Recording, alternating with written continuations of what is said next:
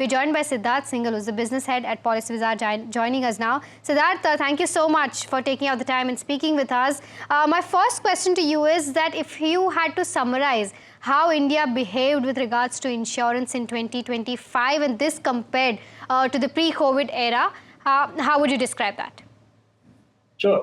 First of all, thank you so much, Mahima, for having me on the show. I think 2025 has really been I would say a very, very remarkable year. It's a year wherein we have truly moved towards the vision of insurance for all by 2047. I think we are all aware about the landmark reforms which have been undertaken by the government with regards to insurance. The first and the foremost being GST.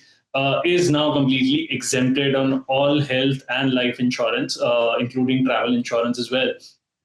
So which actually shows the seriousness of the matter. Why it's having insurance is of paramount importance if India is to grow and to become a developed nation, from the current developing nation. So I think that is the first and the foremost landmark reform. It's been in the works for a long time, and finally it did come through in this September.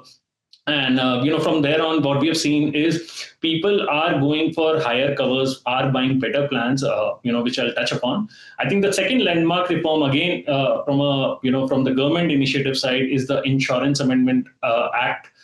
Which is now an act has been passed, which allows for 100% FDI in insurance, which again, highlights the need, and the importance of insurance, how and what critical role insurance plays in the overall development of the society of the country. So I think these are two watershed moments in the in the history of insurance, and I'm sure 2025 will be remembered for these two landmark reforms for sure. Absolutely. I think, Siddharth, very well put that, the government has done a lot in terms of pushing in awareness with regards to these insurance. And that's reflected in the numbers as well, right? When you take a look at the multi-year policies, they are gaining traction, right? So that means that now people are not just in, putting money into insurance policies for tax purposes, but actually understanding and getting the awareness of what this means for them. Do you think that this is the only reason as to why these multi-year policies have picked up, or there are a couple of reasons combined as to why this has happened?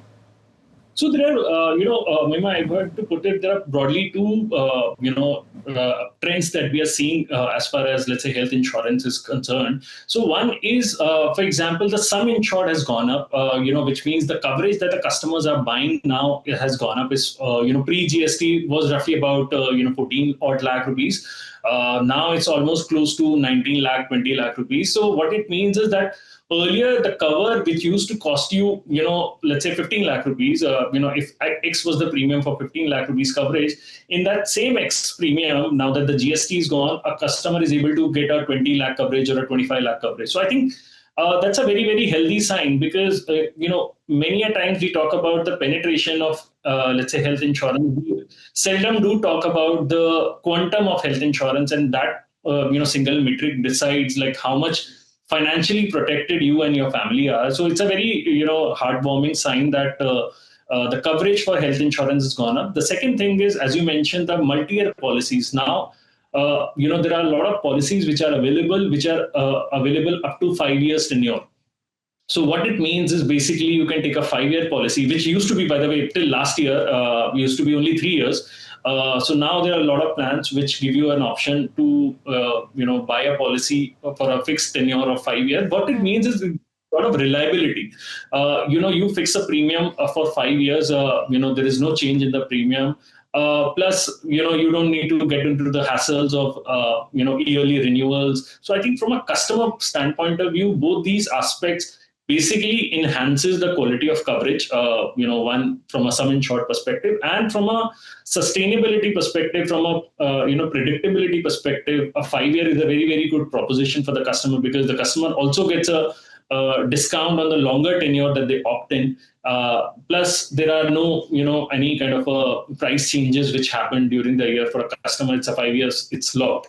So it becomes a very, very good proposition, so to say, from a customer standpoint of view. Understood. With regards to term insurance, Siddharth, I think 1 crore is still the most preferred cover. Do you think that this is because of the kind of affordability that is in place or awareness that is in place? What is at play here?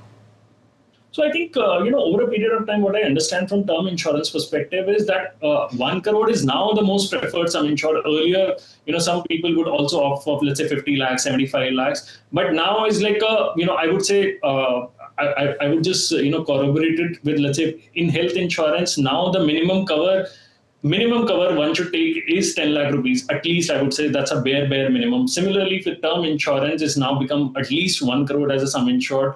And obviously, from an awareness perspective, depending on your social profile, on your, current lifestyle, etc., people are going for higher sum insureds as well, 2 crore, 3 crore, because if somebody is living in a metro city like Delhi, Mumbai, or, Bangalore, etc., 1 crore sum insured at this point in time may not be adequate given how the overall inflation looks like and how how steeply things are becoming expensive. So I think it's 1 crore, I would say, is the most preferred and is the bare minimum. I think it's the awareness and it's the I think I would not say pricing wise, because pricing is actually, if you look at it, 18% price has reduced, across sum insured. So I think a lot of people are moving towards 2 crores and more sum insured, and I think that trend is going to keep continuing.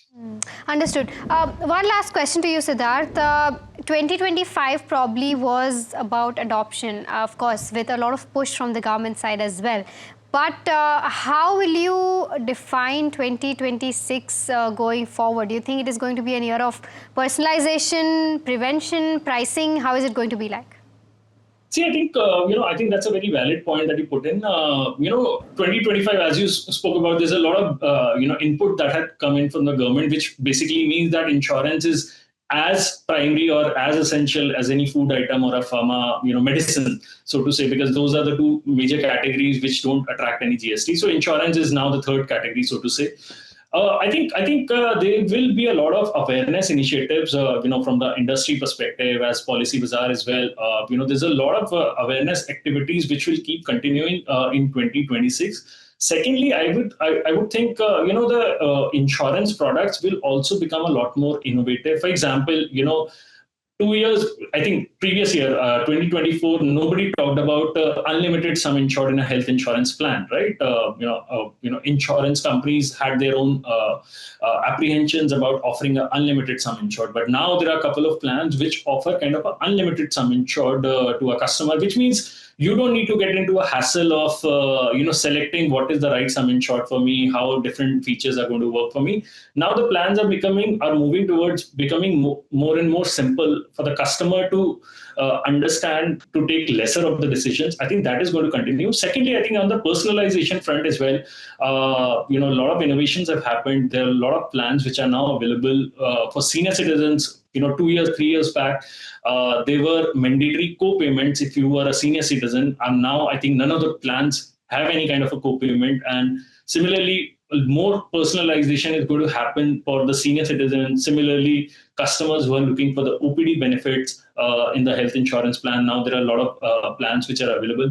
Similarly, there are a lot of NRI customers also which are coming in, purchasing health insurance plan for themselves or, their parents who are living in India. And I think that's the direction which we see, that one, the personalization will evolve, depending on your profile, be it in terms of economic profile or in terms of, I would say, your medical profile. That is one. The second is, I think, depending on your location, where do you stay? Because if a person is living in Delhi, would have a different premium, which currently also happens. Vis-a-vis if you are living in a tier 3, tier 4 town. Earlier, there were, let's say, 3 or 4 zones in our policy, which we call that zone-based pricing. Now it's going to even more personalized. It's already now, let's say, 8 zones in a policy. It can go up to more. So basically, where do you live? That will decide your premium. What is your current age? What is your current profile in terms of your lifestyle habit or in terms of your past medical history? I think it's going to become a lot more personalized. And what are the services you would want? For example, I may be a customer who wants a complete peace of mind, I don't want any, limitations in my policy, I have that option. I could be a budget conscious customer who is okay not going to the top notch hospitals. I'm okay going to, the nearby hospitals in my locality. And I can get a discount if I choose to go to a, limited network hospital. So I think all that personalization has already begun. I think it's only a starting, and it's going to continue in the year ahead. Okay, all right, Siddharth. Thank you so much for giving us those insights, and thank you so much for taking out the time and speaking with us at NDTV Profit. Thank you so much, Mahima. This is my pleasure. Wishing you and everybody at NDTV Profit and the entire audience a very happy New Year. Wishing you the same. Wishing you the same, Siddharth, and to you and your family as well. Thank you so much. Thank you so much. All right, so you heard about REITs, you heard about how landscape for insurance has changed. And I hope that these two conversations have helped you in today's Your Money Matters conversation. See you in the next one.